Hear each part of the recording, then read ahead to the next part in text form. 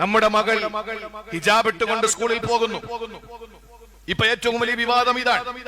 വെറുതെ വിവാദങ്ങൾ ഉണ്ടാക്കുകയാണ്. എനിക്കിപ്പോഴും മനസ്സിലാകാത്തൊരു സംശയമുണ്ട്. നിങ്ങളൊന്ന് ചിന്തിച്ചു നോക്ക്.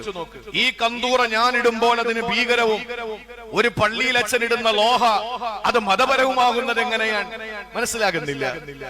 എന്റെ നൂലിന് പകരം വേറെ ഏതെങ്കിലും രാസവസ്തുക്കൾ കൊണ്ടോ അല്ലെങ്കിൽ മറ്റേതെങ്കിലും ബോംബ് നിർമ്മിക്കുന്ന മെറ്റീരിയൽ കൊണ്ടാണോ നമ്മുടെ മുസ്ലിം പണ്ഡിതന്മാര് ഈ കന്തൂറ നിർമ്മിച്ചിരിക്കുന്നത്? ഒരു മുസ്ലിം പെണ്ണ് പർദ്ദയിടുന്ന അവളുടെ ശരീരം മാനം മറയ്ക്കുന്നു, അത് ഭീകരവാദത്തിന്റെ ചിത്രമാകുന്നു. എന്നാൽ ക്രൈസ്തവ കന്യാ സ്ത്രീകൾ ധരിക്കുന്നത് തിരുവസ്ത്രവുമാകുന്നതിന്റെ ലോജിക്ക് മനസ്സിലാകുന്നില്ല, തീരെ മനസ്സിലാകുന്നില്ല. ഇതാരോടാ പറയാ? റഷീദ് വിവരമുള്ള ഒരുത്തൻ നിങ്ങളുടെ കൂട്ടത്തിൽ ഇല്ലേ എന്ന് ഖുർആൻ ചോദിച്ചതുപോലെ നിങ്ങളുടെ കൂട്ടത്തിൽ മൂളയുള്ള ഒരുത്തൻ ഇല്ലേടോ എന്ന് ഖുർആൻ ചോദിച്ചൊരു സ്ഥലത്ത് അലൈസമിങ്കും റജുലുൻ റഷീദ്, വിവരമുള്ള ഒരുത്തരും നിങ്ങളുടെ കൂട്ടത്തിൽ ഇല്ലാതെ പോയല്ലോ.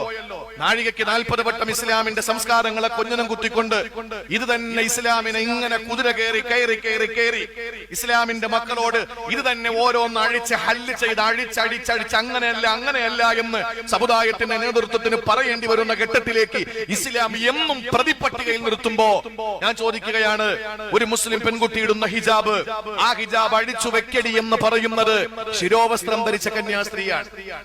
എന്തേ അവരുടെ തലയിൽ ഇരിക്കുന്നത് മുട്ടത്തോളാണോ? മുസ്ലിം പെണ്ണിന്റെ തലയിൽ കിടക്കുന്നത് ബോംബ് നിർമ്മിക്കുന്ന ഏതെങ്കിലും വസ്തുവാണോ? ഇത് രണ്ട് ശിരോവസ്ത്രമല്ലേ? എന്തേ നമുക്ക് മനസ്സിലാകുന്നില്ല ഇപ്പോഴും?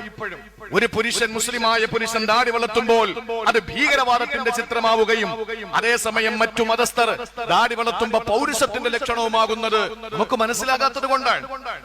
മുസ്ലിം തലപ്പാവ് ധരിച്ചാൽ ആ തലപ്പാവ് ധരിക്കുന്ന മുസ്ലിമിന്റെ തലപ്പാവിനകത്ത് ബോംബ് സംസ്കാരമാണ് എന്ന് വരച്ചു കാണിച്ചുകൊണ്ട് ഭീകരവാദങ്ങൾ സൃഷ്ടിച്ചുകൊണ്ടിരിക്കുമ്പോ ഞാൻ ചോദിക്കുന്നു, സിഖ് മതവിശ്വാസികൾ അവരുടെ വിശ്വാസം ഒരിക്കലും അവർ നഷ്ടപ്പെടുത്തുന്നില്ല. അവർക്ക് 3 കാര്യങ്ങൾ അവർക്ക് നിർബന്ധമാണ്. ഒന്ന്, ചെറിയൊരു വാള്. ഫ്ലൈറ്റിൽ അലോഡാണത്. നമ്മളൊരു സൂചി കൊണ്ടുപോയാൽ ആ സൂചി നമ്മളിൽ നിന്ന് എടുത്തു മാറ്റുന്നു. രാജ്യത്തിന്റെ നിയമമാണ്, അംഗീകരിച്ചു കൊടുക്കുന്നു. സൂചി കൊണ്ടുപോകാൻ നമുക്കൊരു ന്യായവുമില്ല. പ്രിയപ്പെട്ട സഹോദരങ്ങളെ, ആ സമയത്ത് സിഖ് മത വിശ്വാസിക്ക് അവന് ചെറിയ ഒരു വാള് കൊണ്ടുപോകുന്നതിന് വിശ്വാസത്തിന്റെ ഭാഗമാണ് പോലും. ദാടി വെക്കുന്നതിന് പോലീസിൽ പഞ്ചാബി പോലീസുകാര്, പഞ്ചാബി സിഖ് മതവിശ്വാസിയായ ഒരു പോലീസ് ഉദ്യോഗസ്ഥന് ദാടി വെക്കുന്നതിന് തടസ്സമില്ല. മുസ്ലിമാണോ അവനെ ദാടി വടിക്കണം. നിങ്ങൾ നോക്കൂ, മനസ്സിലാകുന്നില്ല. ആ സിഖ് മതവിശ്വാസിയുടെ തലപ്പാവിന് പ്രശ്നമുണ്ടാകുന്നില്ല. മുസ്ലിമിന്റെ തലപ്പാവിൽ എന്താണ് സിഖ് മതവിശ്വാസിയുടെ തലപ്പാവിൽ നിന്ന് വ്യതിരിക്തത? എനിക്ക് മനസ്സിലാകാത്തൊരു കാര്യമാണ്, നിങ്ങൾ ചിന്തിക്കാൻ വേണ്ടി ഞാൻ പറയുകയാണ്. അപ്പൊ അതുകൊണ്ട് പ്രിയപ്പെട്ട സഹോദരങ്ങളെ, ഇസ്ലാമിന്റെ ഏതെങ്കിലും ഒരു നിയമം വിശുദ്ധ ഖുർആനിലും തിരുവചനങ്ങളിലും മുസ്ലിം ഉമ്മത്തിനെ പഠിപ്പിക്കുമ്പോൾ അത് രാജ്യത്തിന്റെ ഒരു നിയമങ്ങൾക്കും അത് പ്രശ്നമാകുന്നില്ല. പൊട്ടുതൊട്ടുകൊണ്ട് ഹൈന്ദവ മതവിശ്വാസികളായ പെൺകുട്ടികൾ പഠിക്കാൻ വരുന്നു എന്നത് ഒരിക്കലും അവരുടെ യൂണിഫോം സിസ്റ്റത്തിന് എതിരാകുന്നില്ല. കുരിശുമാല പുറത്തേക്ക് ധരിച്ചുകൊണ്ട് ഒരു പെണ്ണ്, ഒരു ക്രൈസ്തവ, ഒരു വിദ്യാർത്ഥിനി ഒരു പഠനശാലയിൽ വരുമ്പോൾ അതവരുടെ മതത്തിന്റെ ആചാരമാണ്, അനുഷ്ഠാനമാണ്, വിശ്വാസമാണ്, കർമ്മമാണ് എങ്കിൽ അത് ഒരിക്കലും അതൊരു അവരുടെ യൂണിഫോം സിസ്റ്റത്തിനോ അല്ലെങ്കിൽ സ്കൂളിന്റെ സുരക്ഷിതത്വത്തിനോ ഒരു കുറവ് വരുന്നില്ല എങ്കിൽ പാവപ്പെട്ട മുസ്ലിം പെണ്ണിന്റെ ഒരു രോമം, ആ രോമം അത് ഔറത്താണ് എന്നവളെ മദ്രസ വിദ്യാഭ്യാസ കാലം മുതൽ പഠിപ്പിച്ചിട്ട് ആ പഠിപ്പിച്ചുകൊണ്ടിരിക്കുന്ന അധ്യാപനത്തിൽ നിന്ന് അണുകിട പിന്നോട്ട് പോകാത്ത ഒരു മുസ്ലിം പെൺകുട്ടി തലമറച്ചുകൊണ്ട് സ്കൂളിൽ പോകുമ്പോൾ അവിടെ എന്തിനാണ് ഒരു ഭീകരം സൃഷ്ടിക്കുക?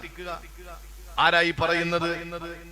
ശിരോവസ്ത്രം ധരിക്കുന്നതിനു വേണ്ടിയിട്ട് രാജ്യത്തിന്റെ വിവിധ സംസ്ഥാനങ്ങളിൽ സർക്കാരുകളോട് സമരം ചെയ്തിട്ട് ഞങ്ങളുടെ മതത്തിന്റെ ഭാഗമാണ് എന്ന് പറഞ്ഞിട്ട് വിശുദ്ധ സ്ത്രീകളും ദൈവത്തിന്റെ മണവാട്ടികളും എന്നറിയപ്പെടുന്ന കന്യാസ്ത്രീകൾ എന്ന് പറയുന്ന മാലാകമാരാണെന്ന് സ്വയം വിശേഷിപ്പിക്കപ്പെടുന്ന അവര് തന്നെ സമരം ചെയ്യുന്നു. ഞങ്ങളുടെ ആരാധനയുടെ ഭാഗമാണ്, വിശ്വാസത്തിന്റെ ഭാഗമാണ് എന്ന് പറഞ്ഞിട്ട് സമരം ഒരു ഭാഗത്ത് ചെയ്യുമ്പോ ഈ കേരളത്തിൽ മാത്രം എന്താണ് മുസ്ലിം പെൺകുട്ടി അവളുടെ മതത്തിന്റെ ആചാരമായ ഹിജാബ് ധരിച്ചു വരുമ്പോ എതിർക്കപ്പെടുക? മനസ്സിലാകുന്നില്ല. അലൈസമിങ്കും റജുലുൻ റഷീദ്, വിവരമുള്ള ഒരുത്തരും ഇല്ല ഈ ലോകത്ത്. ചിന്തിക്കാൻ പറ്റുന്ന ഒരാളുമില്ലേ? ഖുർആന്റെ ചോദ്യമാണ്.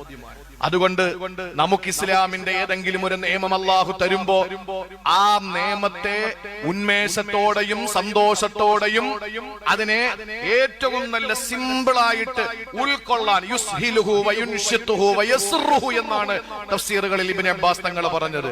ആ ഇസ്ലാമിന്റെ നിയമങ്ങളെ നമുക്ക് ആ നിലയിൽ മനസ്സിലാക്കാൻ കഴിയുന്ന ഹൃദയ വികാസം നമുക്കുണ്ടായാൽ ഹിദായത്തിന്റെ ആളുകളാണ് നമ്മൾ. നമുക്കതൊരു വിഷമമേ അല്ല, നമുക്കൊരു പ്രയാസമേ അല്ല.